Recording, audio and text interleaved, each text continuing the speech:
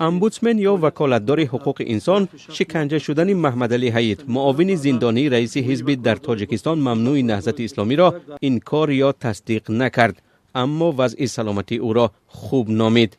امید بابازاده گفت در مورد وضع سلامتی محمد علی حید و سید عمر حسینی معاون دیگر زندانی رئیس حزب در کشور ممنوع نهضت اسلامی با معاون سردار اداره زندانها گپ زدند، اما وی نگفت که چرا با خود محکوم شده ها صحبت نکردند. وقتی که ما دیدیم که در شبکه‌های اجتماعی که همین حالت هست، ما سپارش دادیم که رفته وکنید و هنگام صحبت و ابراز داشتن که وضع سلامتی هر دو محکوم شده عین حال خوب ارزیابی می‌گردد.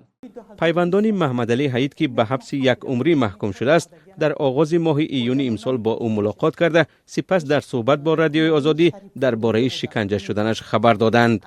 میگن که من لب لوچ در بیرون پلوی برف نگاه داشته و دوبینکه شب میکنه، خودش نه فرمان میتیه، دوبینکه شب میکنن. دیرتر نزدیکان سید عمر حسینی معاون دیگر زندانی رئیس حزب در کشور ممنوع نهضت اسلامی نیز از افزایش فشار روانی و وضع ناخوب سلامت او شکایت کردند.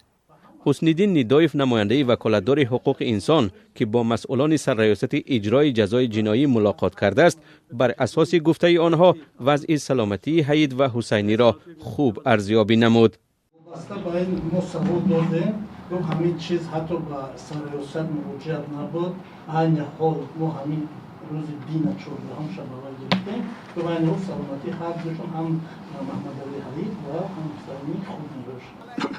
این در حال است که گلببی حید و خواهر محمد علی حید روز 16 ایول در صحبت نوش با رادیوی آزادی گفت معلومات اداره زندانها اساس ندارد.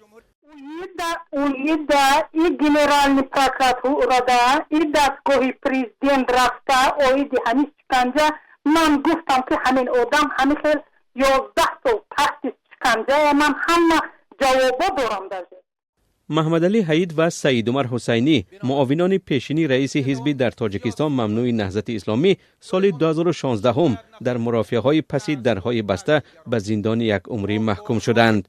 مقامات آنها را به تروریسم و تلاش برای غصب قدرت گناهکار دانستند، ولی نزدیکانشان همه اتهامها را بی اساس و دارای انگیزه های سیاسی می دانند.